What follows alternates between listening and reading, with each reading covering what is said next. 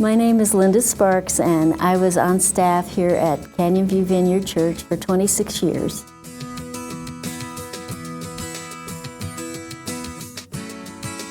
So in 1975, there was a small group of us, and a home group actually, that met in our house. And we decided one Sunday to visit a church out on the Redlands, little Broadway temple. And I thought that it was just our small group that was going out there, and it turned out to be that all of us in our group had called a whole bunch of other people, and we, maybe 75 people showed up at Broadway Temple and added to the 5 that were already there. And the pastor there, his name was Pastor Thacker, made the comment that he had asked God to send him a congregation, and he did it all one night.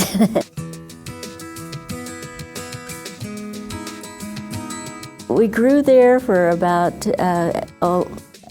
almost a year maybe, and outgrew that, and bought the church at 1622 Glenwood. We stayed there, went through several pastors. Actually, we had our Pastor Thacker, of course, was our first one, and then Gordon Peterson came from Minneapolis. And every time we sought the Lord for who our pastor should be, at least one person would speak up and say, well, I just keep getting that our pastor is among us. So we had the school in '79, and Pastor Thacker just had to go back to California. We started seeking God again about who was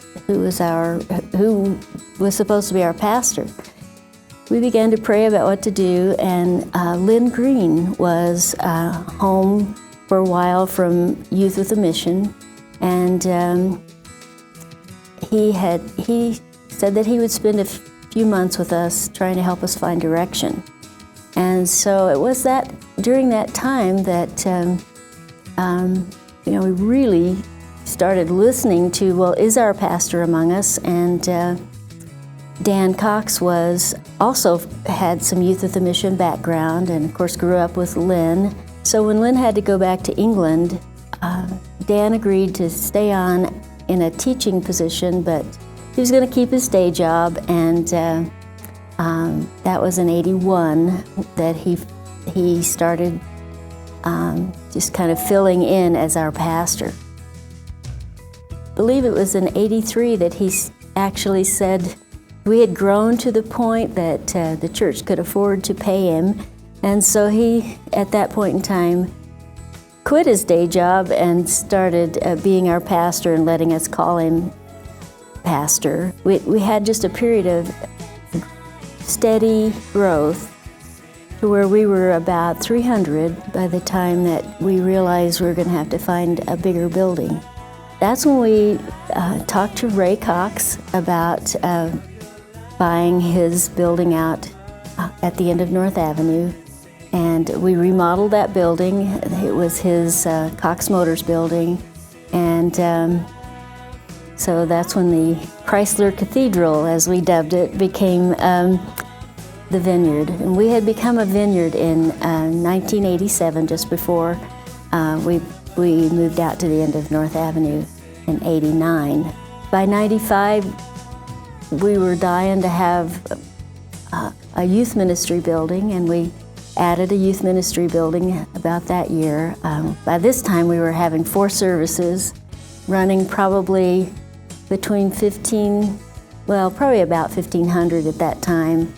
And that's when we felt like we were going to wear our pastor out, and if he had to do any more than 4 services in a weekend.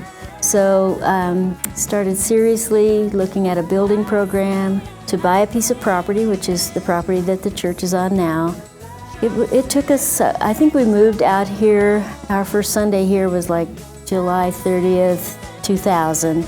The way we grew, it was only a year before we needed to do all the additions. That we put that whole addition all around the church and around the perimeter of the church. We added the middle school in another phase 3 '93, I think, was the chapel, and it's just been a growing experience ever since Vineyard has been that church to the unchurched that we were trying to be from the very beginning.